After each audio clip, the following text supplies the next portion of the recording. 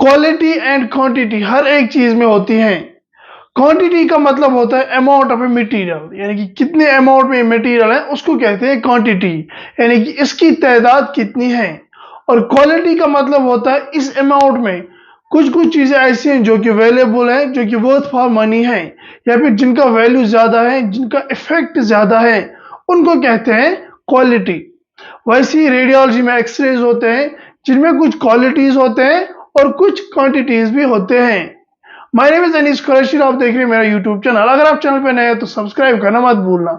आज का हमारा टॉपिक है quality and quantity of x rays. तो चलिए स्टार्ट करते हैं आज की वीडियो।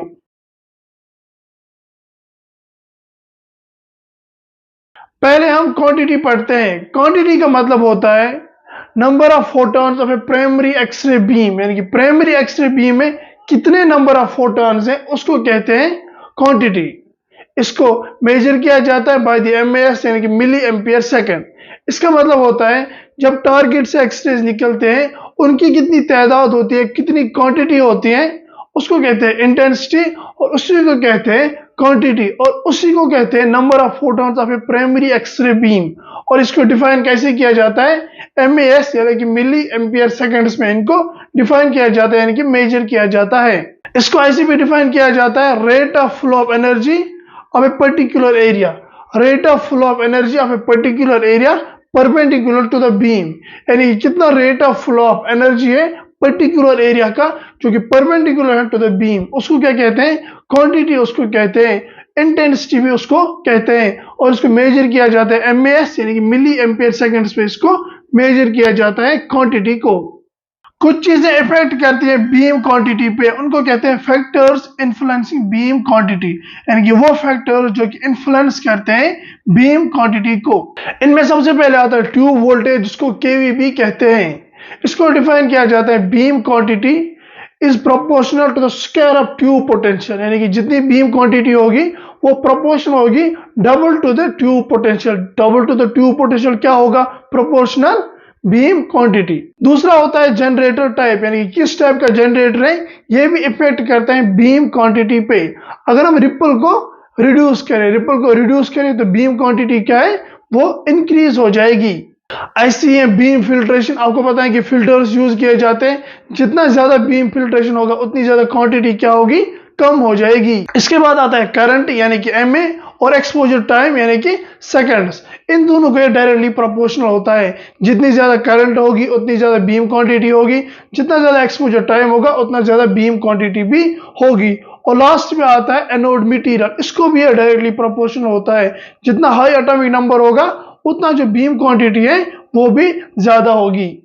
इसके बाद हम पढ़ते हैं क्वालिटी ऑफ एक्सरे बीम, यानी कि क्वालिटी ऑफ एक्सरे बीम किसे कहते हैं वो हम पढ़ेंगे। It is described as the penetration of the radiation, यानी कि power of penetration of the radiation कितना है उसको कहते हैं क्वालिटी ऑफ एक्सरे बीम, यानी कि power of penetration of A radiation. If the radiation consist, अगर रेडिएशन में हो क्या, photon of a single energy, अगर रेडिएशन में हो फोटॉन्स ऑफ सिंगल एनर्जी, तो इसको डिफाइन किया जाता है बाय द फोटोन एनर्जी, उसको कहते हैं मोनो एनर्जेटिक। यानी कि if the radiation consists photons of a single energy means monoenergetic, then it is described as photon energy or wavelength। लेकिन जो हमारे एक्सरेज होते हैं उनमें मल्टीपल फोटोन एनर्जीज होते हैं, जिनको मेनी फोटोन एनर्जीज कहते हैं, जिसको हेटेरोजेनस कहते हैं। Therefore इसको as a photon energy define नहीं किया जाता है। अगर सिंगल एनर्जी फोटोन होते तो इसको डिफाइन कैसे किया जाता है, फोटोन एनर्जी से। लेकिन ये मेनी फोटोन एनर्जीज होती है यानी कि हेटेरोजेनस, तो फिर इसको डिफाइन नहीं किया जाता है बाय द फोटोन एनर्जीज। तो फिर इसको कैसे डिफाइन किया जाएगा, इसको डिफाइन किया जाता है बाय द अप्लाइड वोल्टेज, जिसको केवी कहते हैं, एचवीएल यानी कि हाफ वैल्यू लेयर, फिल्ट्रेशन और इफेक्टिव फोटोन एनर्जी। इन चार चीजों से इसको डिफाइन किया जाता है। कुछ और भी छोटी छोटी चीजें हैं जिनको हम आगे वीडियो में पढ़ेंगे। इसमें हम सबसे पहले पढ़ते हैं HVL यानी कि हाफ वैल्यू लेयर। इसको हाफ वैल्यू थिकनेस भी कहा जाता है। क्यों, क्योंकि ये वो मटेरियल होता है जो कि इंटेंसिटी ऑफ द एक्सरे जो होती है, इंटेंसिटी जो है उनकी हाफ कर देता है। Is the material which reduces the half of the intensity of the primary beam, यानी कि प्राइमरी बीम की जो इंटेंसिटी है वो ये हाफ कर देती है ये मटेरियल, इसलिए इसको कहते हैं HVL यानी कि हाफ वैल्यू लेयर या फिर हाफ वैल्यू थिकनेस भी इसको कहा जाता है। इसको स्टेट किया जाता है किसके साथ? अप्लाइड वोल्टेज यानी कि केवी एंड फिल्ट्रेशन, इन दोनों के साथ इसको स्टेटेड किया जाता है। इसमें क्या मटेरियल ज्यादा यूज होता है? अल्युमिनियम एंड कॉपर जो होता है वो ज्यादा इसमें यूज होता है। ये क्या काम करता है? ये इंटेंसिटी को हाफ कर देता है। इंटेंसिटी क्या होता है? जो क्वांटिटी होती है उसको ये हाफ कर देता है, HVL यानी कि हाफ वैल्यू लेयर। इंटेंसिटी को हम थोड़ा ब्रीफली पढ़ते हैं। Intensity is the number of photons in a beam, यानी एक बीम में कितने नंबर ऑफ फोटॉन्स होते हैं उसको कहते हैं intensity. It is also the measure of A radiation, यानी कि मेजरमेंट ऑफ रेडिएशन जो होती है वो इंटेंसिटी ही करती है। It is equal to the number of photons, it is equal to the number of photons multiplied by the energy of each photon. Intensity किसके बराबर होता है?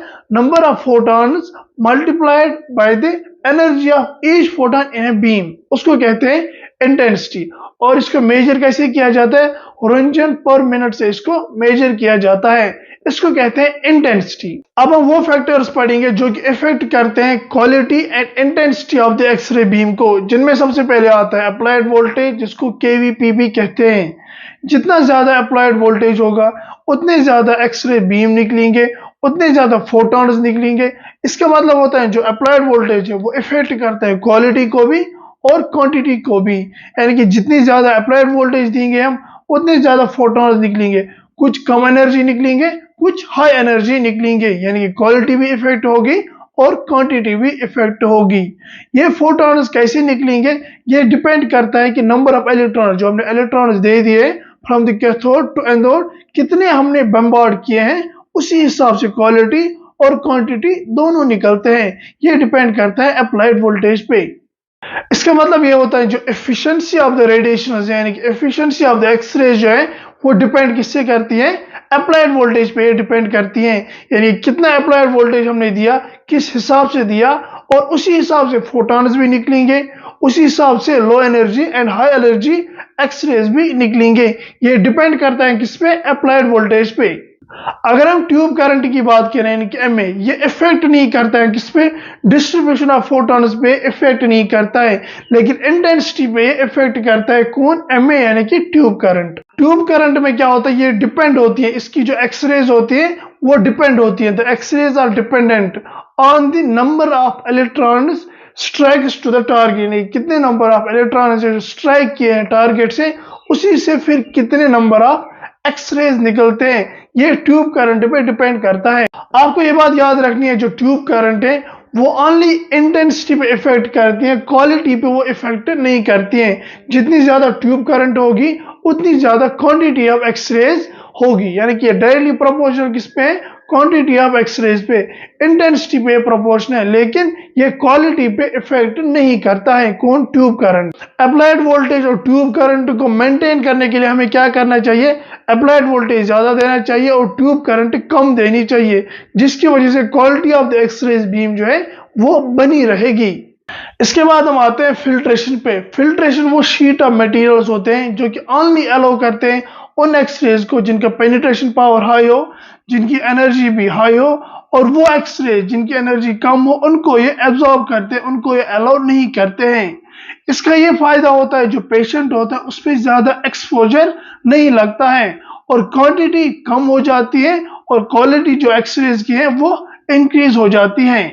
ये फिल्टर जो होते हैं ये इफेक्ट करते हैं किस पे? क्वांटिटी पे भी इफेक्ट करते हैं और क्वालिटी पे भी ये इफेक्ट करते हैं, लेकिन ये क्वांटिटी को कम करते हैं और क्वालिटी को इंप्रूव करते हैं। फिल्टर्स जो कि एल्युमिनियम एंड कॉपर के बने हुए होते हैं। इसके बाद हम आते हैं टारगेट मटेरियल पे। इसका मतलब है टारगेट पे कौन सा मटेरियल है और वो डिपेंड करता है किस पे? Quality and quantity of x-rays पे।